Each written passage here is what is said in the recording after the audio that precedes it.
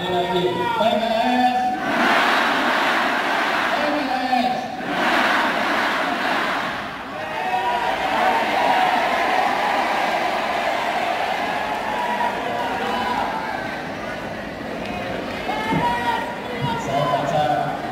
Saya bacakan dulu boleh?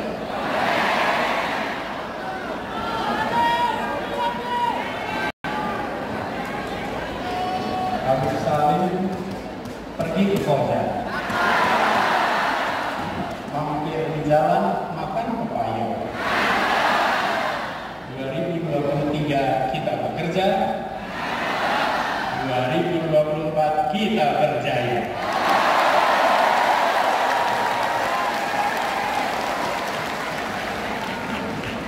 Lagi aturnya.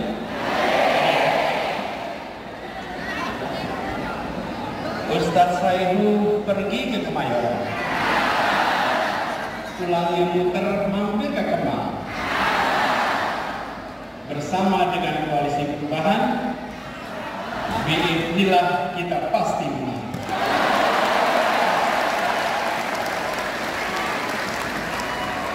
Kalau dua itu kelihatannya kurang lengkap. Ini koalisi ketiga, pesannya tiga, dua tambah satu sama dengan tiga. Satu lagi. Habib Abu Bakar pergi ke Tambun, pulangnya lewat Udan Kayu. Untuk PKS yang sedang ulang tahun, happy milad to you.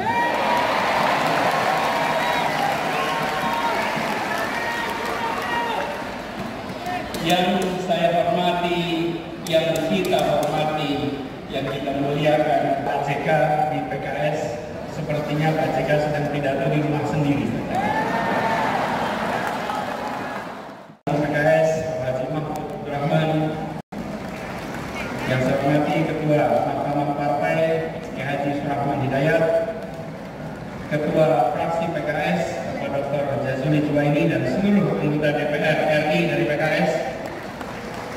Yang saya hormati Ketua Fraksi PKS, Bapak Insinyur Tripatul Sembiring, beserta para anggota MPR PKS dan Ketua Dewan Penasehat, Ketua Dewan Pakar, Profesor Dr. Iwan Prayitno bersama anggota.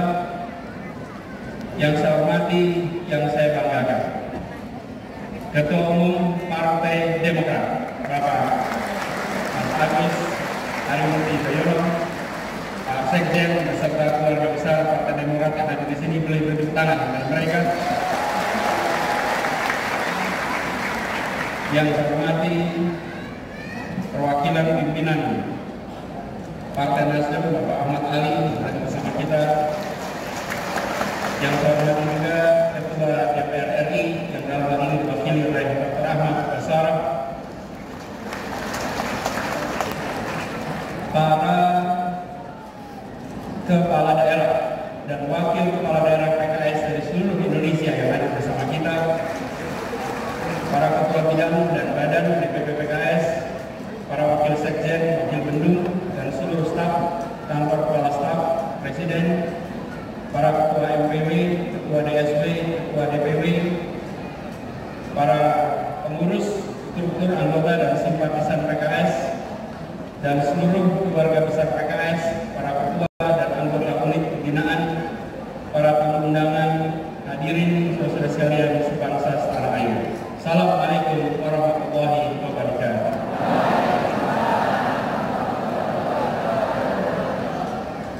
Alhamdulillah, kita bersyukur Allah SWT.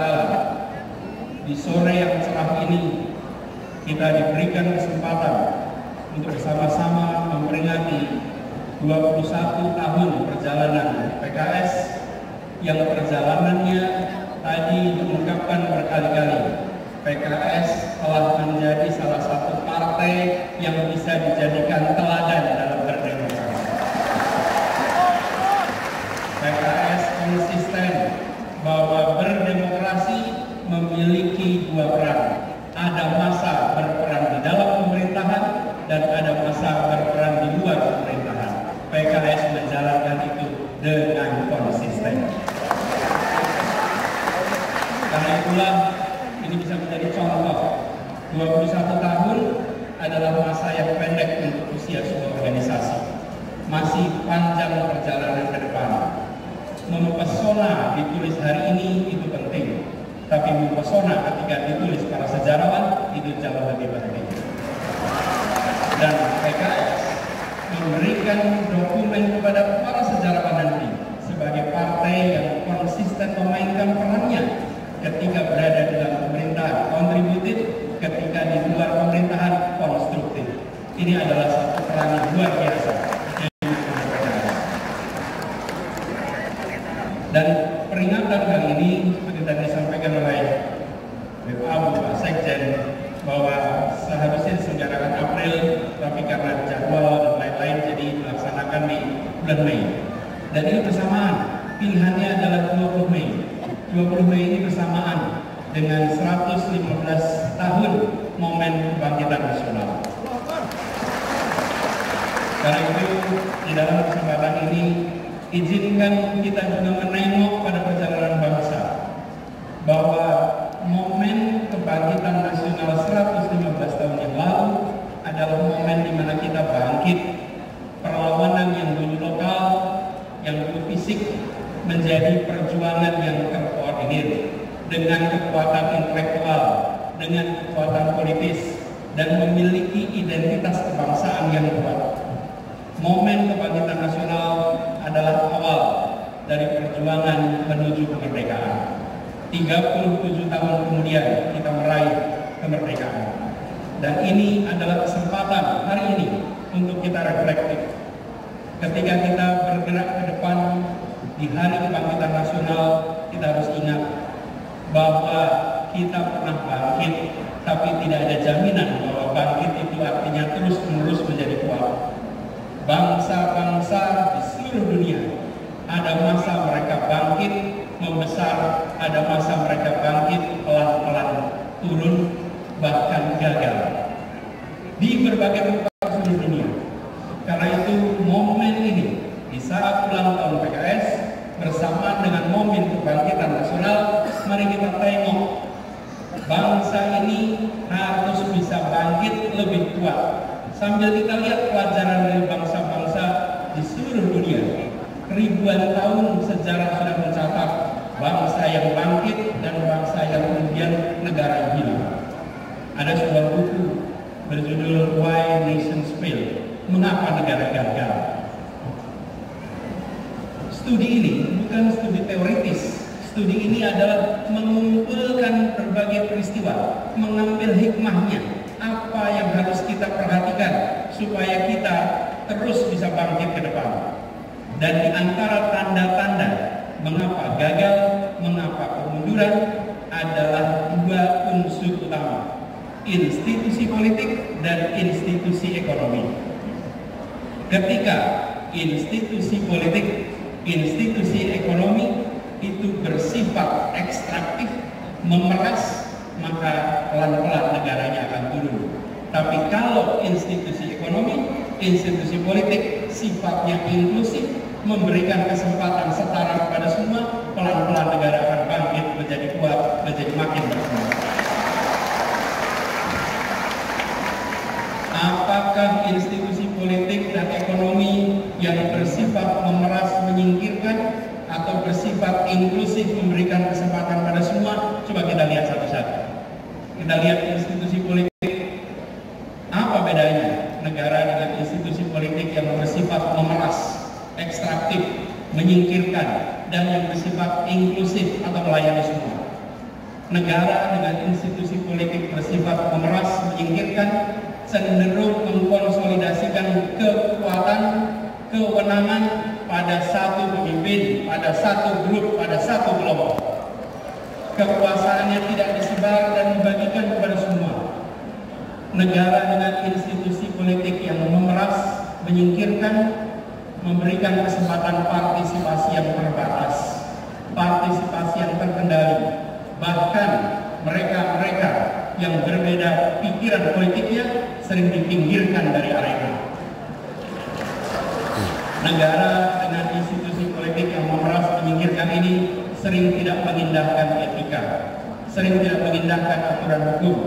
Bahkan peraturan bisa ditegakkan bisa diterapkan setelah tebang pilih dan seringkali dibuat hanya untuk menguntungkan mereka yang sedang berada di dalam lingkar kekuasaan.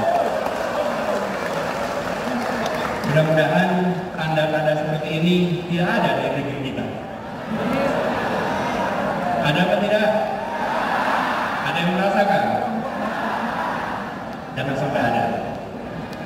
Jokowi, Pak. Tanda-tanda bukan menuju kesuksesan. Dan sebaliknya, negara dengan institusi politik yang bersifat melayani semua, yang menjunjung tinggi pilar demokrasi, yang memberikan kewenangan kepada cabang-cabang pemerintahan agar saling mengawasi, saling menyeimbangkan. Negara yang seperti ini akan kita saksikan tanpa konflik kepentingan. Misalnya, yang seperti ini tidak ada market player yang sekaligus regulator. Kalau pedagang, pedagang saja. Jangan pedagang sekaligus pejabat, sekaligus membuat aturan. Amat ya. Apalagi membuat aturan yang terkait perdagangan yang dibuatnya. Dan juga tidak kemudian serba rangkap jabatan, apalagi rangkap jabatan yang bertumpuk-tumpuk. Juga memastikan meritokrasi berjalan dalam pemerintahan, bukan memberikan keistimewaan pada keluarga. Negara dengan institusi politik yang melayani ini cenderung menjunjung tinggi tegaknya rule of law, sehingga yang dilakukan adalah memperkuat cabang-cabang hukum agar independen, agar terbebas dari intervensi politik, agar transparan dalam setiap mengambilkan keputusan. Dan kalau kita saksikan, ini yang harus kita perkuat dari republik ini. Dan terakhir, negara dengan institusi politik yang inklusif, yang melayani, akan menjunjung tinggi kesempatan warga untuk menyuarakan pandangannya, pikirannya, aspirasinya tanpa sedikit pun ada rasa takut. Negara yang inklusif adalah negara yang tidak baperan.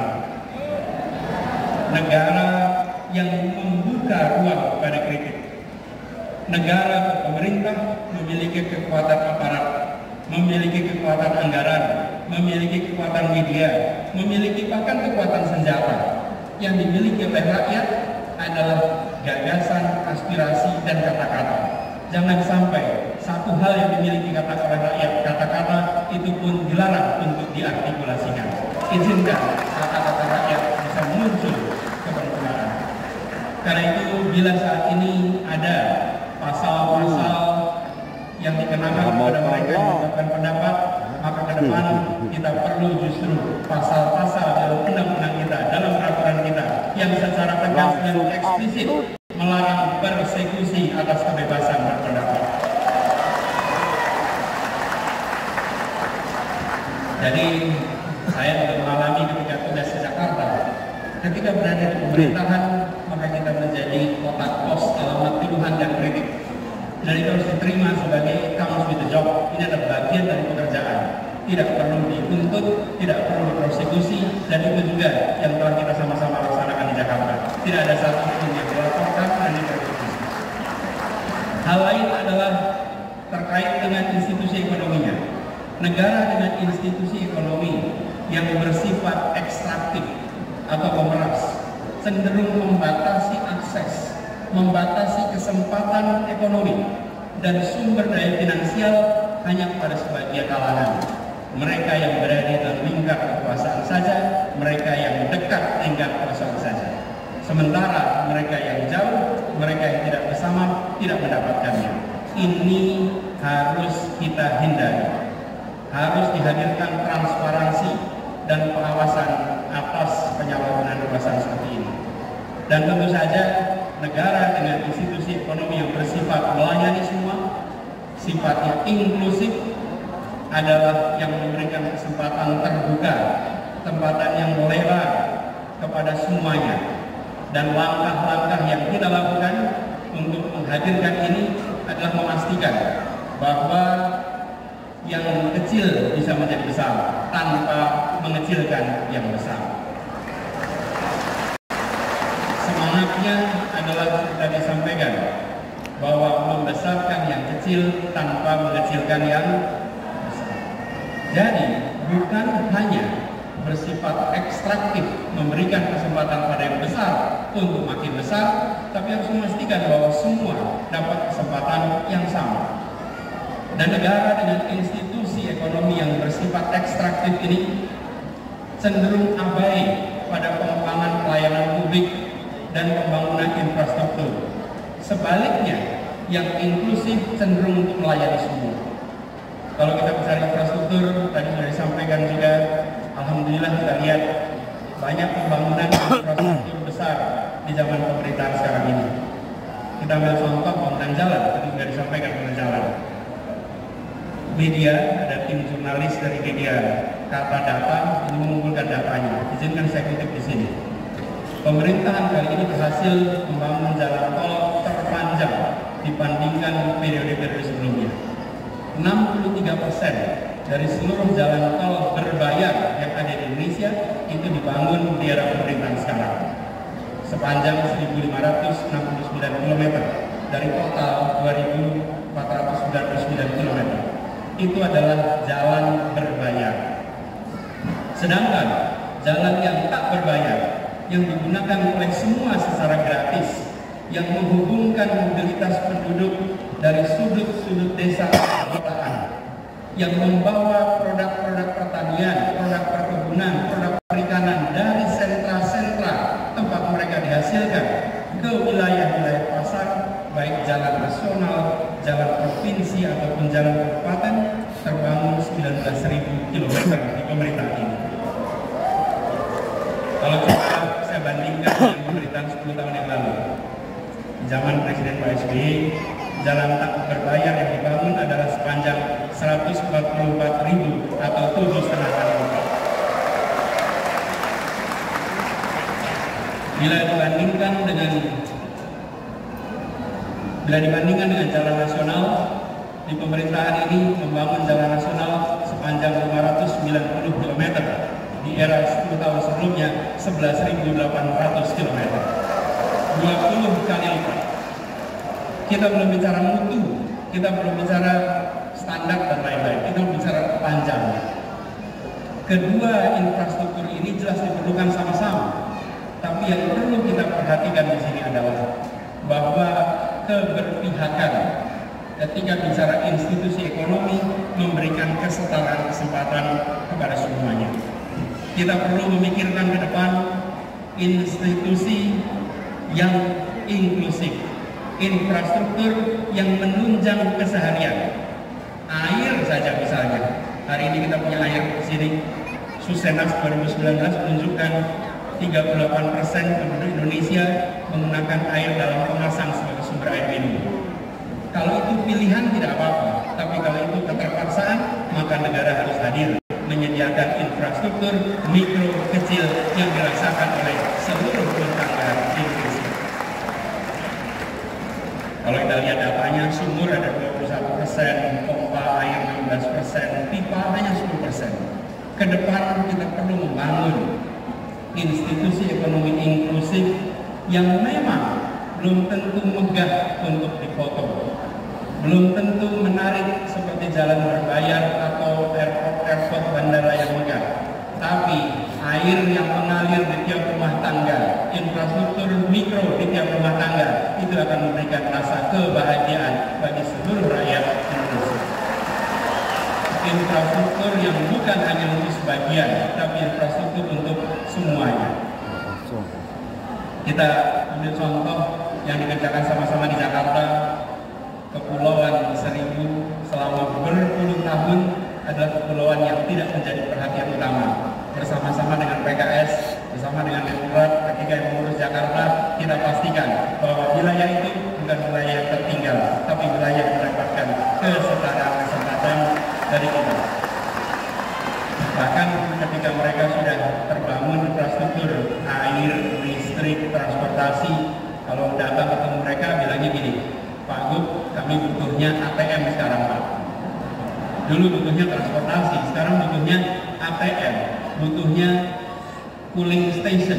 Itu menggambarkan mereka sudah meningkat kebutuhannya. Karena itu yang tadi disampaikan juga, perjalanan 5 tahun di Jakarta kemarin adalah perjalanan kita membawa janji untuk rakyat Jakarta. Dan janji itu kita lunasi sama-sama untuk rakyat Jakarta. Kini saatnya untuk kita menyongsong amanah yang lebih besar bagi seluruh rakyat Indonesia. Dan kita harus bangkit dengan kekuatan sendiri. Tadi disampaikan pentingnya untuk kita menggunakan kekuatan bangsa Indonesia. Bapak Ketua Majelis Ulama hormati, di ujung utara Jakarta ada sebuah stadion yang terbangun, namanya Jakarta International Stadium. Stadion itu memecahkan rekor dunia karena infrastruktur yang dibangun adalah salah satu infrastruktur paling rumit yang pernah dikerjakan, di mana harus mengangkat sebuah atap yang beratnya 36.000 ton, sama seperti ngangkat 24.000 mobil bersamaan. Dikerjakan dengan kompleksitas yang sangat tinggi. Bahkan program National Geographic Megastructure menempatkan ini sebagai salah satu proyek yang patut untuk jadi pelajaran bagi seluruh dunia. Dan siapa yang membangun? Semua anak-anak yang dilahirkan oleh ibu Indonesia, yang dididik di tanah Indonesia, yang bersekolah di Indonesia, tidak menggunakan tenaga dari luar, tenaga kita. Mereka sama hebatnya, dunia mempesona dengan hasil kerja anak-anak Indonesia. Kita teruskan pesan ini ke depan, bahwa momen kebangkitan, momen ulang tahun ini harus kita jaga sebagai momen untuk kita berdikari, untuk kita bertekad memperjuangkan perubahan yang dalam pesan dari Ketua Majelis.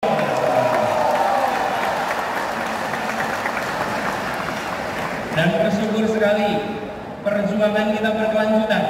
5 tahun yang lalu, 6 tahun yang lalu kita berjalan bersama-sama untuk membawa perubahan di Jakarta. Dan alhamdulillah atas izin Allah, perjuangan di Jakarta telah berhasil melunasi janji-janji pada seluruh rakyat Jakarta. Apa yang disampaikan oleh Bapak Wakil Presiden, bahwa kita memiliki hutang, kita berhutang kepada rakyat yang memberikan amanat itu. Dan alhamdulillah perjalanan bersama dengan PKS kemarin, perjalanan persaudaraan, perjalanan saling support, dan Partai Demokrat menjadi contoh berdemokrasi. Begitu masuk kita ke fase putaran kedua, kita jalan sama-sama sampai ujung pemerintahan di Jakarta. Insya Allah kebahagiaan atas ikhtiar perjuangan 2017 akan berulang di 2024 nanti. Dan kita harus ingat bahwa PKS sebagai partai umat, sebagai partai yang merepresentasikan aspirasi dari segmen terbesar bicara tentang unsur pemeluk agama. Terus kita harus menjadi yang mengayomi, yang mengambil porsi besar untuk perubahan bangsa ini. Seperti tadi diingatkan, innallaha la yughayyiru ma biqaumin hatta yughayyiru ma bi anfusihim. Insya Allah kita pegang kalimat ini, bahwa kita ajak umat ini untuk mendorong perubahan. Bila umat berubah, bangsa berubah. Bila umat maju, bangsa menjadi maju. Sebarkan semangat ini, sebarkan ketulusan, dan dipesankan tadi oleh Ketua Majelis Syuro, jaga keikhlasan. Insya Allah kita selalu dekatkan dengan keikhlasan. Bapak sekalian yang saya hormati, izinkan saya mengakhiri apa yang menjadi kewajiban dari kami untuk menyampaikan pesan kebangkitan, pesan ulang tahun PKS dengan mengirimkan harapan kepada semua. Mari kita jaga perjalanan ke depan dengan menjaga persatuan, menjaga suasana kebersamaan. Persatuan Indonesia tadi digarisbawahi tidak mungkin bisa terjadi dalam ketimpangan. Persatuan Indonesia hanya bisa dijaga dalam suasana keadilan dan kesetaraan. Dengan keadilan kita punya persatuan, dengan kesetaraan kita punya persatuan. Mari kita pulang dari peringatan 21 tahun PKS, 115 tahun kebangkitan nasional dengan membawa pesan, kami hadir untuk menghadirkan keadilan sosial bagi seluruh rakyat Indonesia. Kami hadir untuk memastikan ada kesejahteraan bagi semua. Kami hadir untuk memastikan muncul persatuan bagi semuanya. Izinkan kami menutup dengan sebuah pantun. Pantun ya. Bangkit serempak satu tujuan. Mantapkan cita perjuangan bersama. Mari bersatu ciptakan perubahan. Wujudkan keadilan Indonesia sejahtera.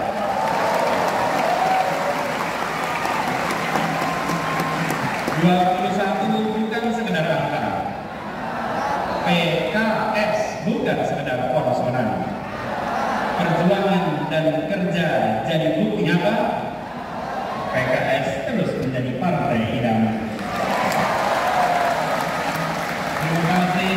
Kurang lebih mohon maaf. Assalamualaikum warahmatullahi wabarakatuh.